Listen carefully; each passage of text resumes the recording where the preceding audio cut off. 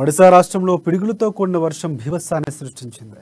ఇవాళ కురిసిన వర్షానికి సుమారుగా 2 గంటల వ్యవధిలోనే 61,000 పిడుగులు పడ్డట్లు ఒడిశా వాతావరణ కేంద్రం తెలిపింది.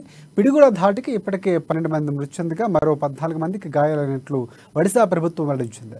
మృతుల కుటుంబాలకు 4 లక్షల రూపాయల పరిహారం అందిస్తున్నట్లుగా తెలిపింది అక్కడ ప్రభుత్వం.